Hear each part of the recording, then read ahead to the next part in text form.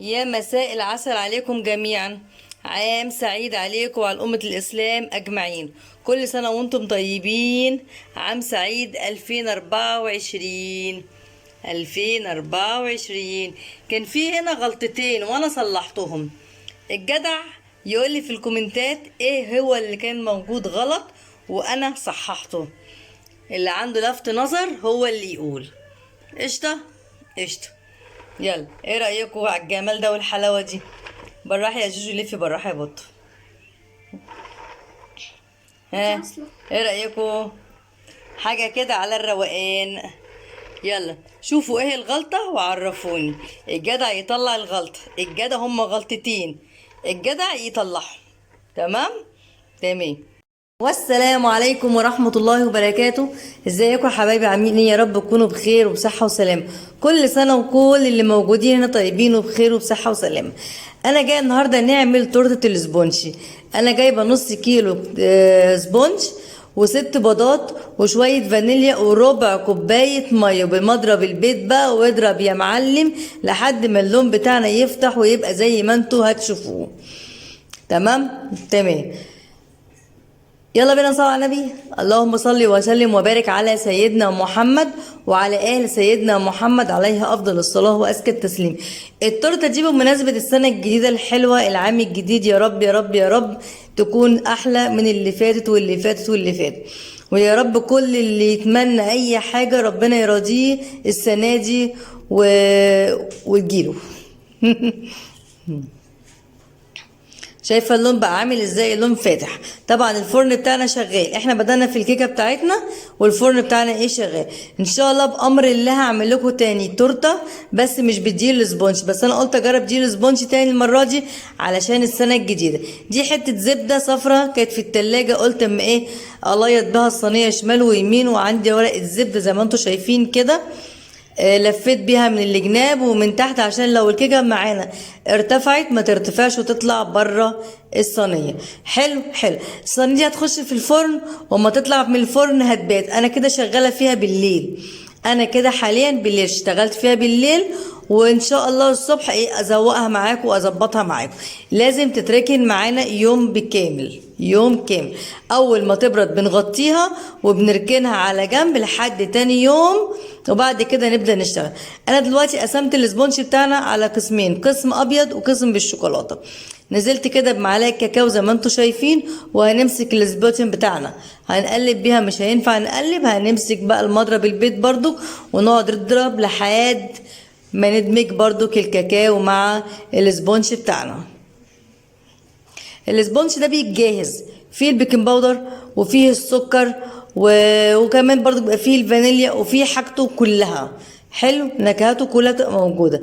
فهي ما بنعوزش حاجه اكتر من ربع كوبايه ميه، ربع كوبايه ميه على نص كيلو دي السبونج وست بيضات، وتحطيهم كلهم على بعض تضربيهم بالمضرب زي ما انتوا شفتوا كده لحد ما اللون ما يفتح. عايزين تعملوها بقى زي ما انا عاملاها كده اوكي، عايزين تعملوها لون واحد ماشي كده. انا ركنتها للصبح على فكره وايه، وكشفتها قدامكم اهيت جميله جدا. تعالي بينا نعمل الاول الشوكولاته بتاعتنا اللي هنزوق بيها. دي كوبايه لبن نرفعها على النار ونسيبها ونجيب الشوكولاته وايه ونقطعها مع بعض. ماشي ماشي. الشوكولاته اهيت. احنا ركننا الكيكه على جنب، قلنا نعمل الشوكولاته على ما نقطع الكيكه تكون الشوكولاته ساحت معانا. نعمل لها حمام كده، حمام ايه، هنحطها في اللبن.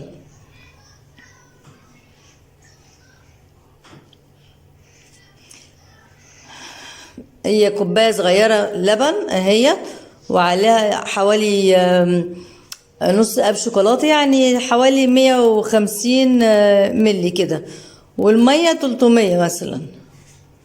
تمام. هنقلبهم مع بعض كده لحد ما ايه ما يتقلوا شويه، هنسيبهم يبردوا. تعالي بقى نشوف الكيكه بتاعتنا. بص اسفنجه اسفنجه، والله العظيم عامله زي الاسفنجه كده، اكنك ماسكه كده حاجه كده، مش عايزه اقول لكم، مرتفعه وطريه جدا جدا جدا، وعايز اتعامل معاها بالراحه. بصي الحته دي بقى ايه اتقسمت اتنين، فانا ما رضيتش ايه اطلعها قوي عشان ما تتقطعش لانها طريه جدا جدا، كانك بتتعاملي مع بيبي كده. تعالي بقى نعمل ايه الكريم جانتيه بتاعنا. دي كوبايه لبن كانت في الفريزر المتلجه، وعشان الكريم بتاعنا هيكون خام فاحنا نزلنا ب5 معالق سكر. حلو. كوبايه بحالها. انا نزلت بالكوبايه اللي انتوا شفتوها دهيت، دي كوبايه كريم جانتيه بس خام، ودي حته كريم جانتيه كانت عندي جاهزه في التلاجة وكانت في القرطاس بس متلجه، قلت اما احطها برضو كده اضربها وادمجهم مع بعضيهم عشان ايه يبقوا حلوين مع بعض. ماشي. بصي بقى انت معاكي المضرب البيض واضربي وشوفي كده القوام بتاعها، لقيت تقيل قوي والبتاع مش عايز تضرب، ممكن تحطي لبن تحطي ميه براحتك. حطينا شويه شوكولاته من اللي احنا عملناهم دهيت علشان تبقى ايه واحده بالشوكولاته كده بنكهه الشوكولاته وواحده تبقى ايه بنكهه الفانيليا. تمام. ديت بقى ايه برضو حطيت شويه شوكولاته على شويه لبن. ماشي. وقلبتهم عشان دي التشريبه بتاعتنا اللي هنشرب بيها ايه الكيكه بتاعتنا. هننزل بالكيكه زي ما انتم شايفين كده، طبعا انا مش عارفه اعملها كده فعندي ديت لقيتها فاضيه رحت حاطه فيها التشريبه بتاعتنا عشان ايه ننزل واحده بواحده زي ما انتم شايفين. هنا الكيكه مقسومه طبعا 2 زي ما انتم شايفين كده، فهنضطر ننزل بالناحيه اللي هي الفاتحه على الفاتحه والناحيه اللي فيها الشوكولاته بالشوكولاته، يعني الابيض في الابيض والشوكولاته في الشوكولاته. عايزه اقول لكم كان طعمها جميله جدا. الجناشي اللي انا عملته ده كان حلو، حاجه زي المفروض كنت حطيت نسيت فقلت مش مشكله احط في الحته الايه الفاضيه عادي بقى. يلا هنعمل كده كلهم فوق بعضهم زي ما انتم شايفين كده، سهلة جدا وبسيطة جدا. وهننزل بكريمة، طبعا الكريمة بتاعتي خلصت فهضطر اركنها على جنب وايه واعمل تاني. الكريمة الشوكولاتة خلصت اهيت. حطيت صوص اللي هو الفراولة، كان عندي صوص فراولة كده قلت اما احطها كده دلعها، انا نسيتها اصلا المفروض كنت حاطها في التانية بس نسيت. يلا مش مشكلة. انا عملت تاني على فكرة كريم جانتيه. ماشي اهي.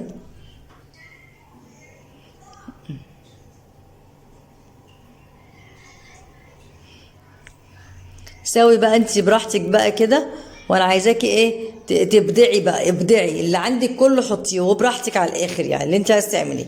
قلت اما احط ايه شويه دولت، دي طبعا خلصت الجناش اللي كان فيها التشريبه اللي كانت فيها خلصت، فقلت ايه نحط فيها الجناش الشوكولاته عشان ننزل بيها تبقى ايه اسهل لنا برضك.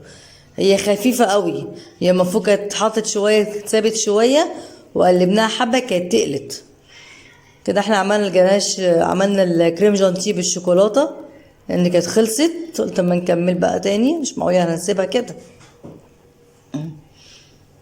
التزويده بقى براحتكم، عايزين تخلوها هاديه كده خلوها، يعني مش بالطريقه دي طبعا، لا تحطي كام روزيتا كده من فوق واي حاجه عندك بقى حطيها. انا مش هقول لك حطي ايه ولا اعملي ايه، الحاجات اللي عندي بصراحه حطيتها كلها في قلب الايه في قلب التورته. قلت والله ايه مش هحرم العيال بقى واروش عليهم واروش واظبطهم يعني كده. لما لقيت القرطاسين قرطاس بالكريم جانتيه الابيض وايه قرطاس بالشوكولاته، وادي الجناش الشوكولاته نزلت اهو بس طلع الصوص بتاعها خفيف جدا فسبتها لما جمدت في التلاجة. هتشوفوها في اول الفيديو لما جمدت في التلاجة رحت حطاها في ايه في 2024 حتى انتوا هتشوفوها كمان. هننزل بالرز زي ما انتوا شايفين كده، دي هنقسمها على 3. انتوا بقى روشوا على نفسكم، حطوا اللي تحطوه واعملوا اللي تعملوه. التزويق ده بمزاجكم انتوا، ماشي؟ التزويق ده بمزاجكم انتوا اللي انتوا عايزين تعملوه.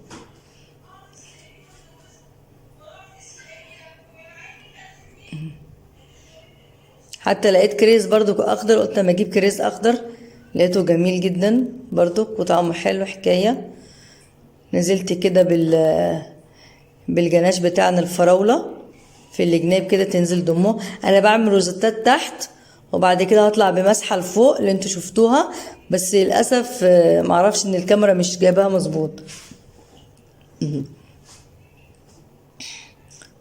بس هو مش ابداع يعني، هو حاجه طبيعيه يعني عادي، يعني ممكن تعمليها انت زي ما انت عايزه.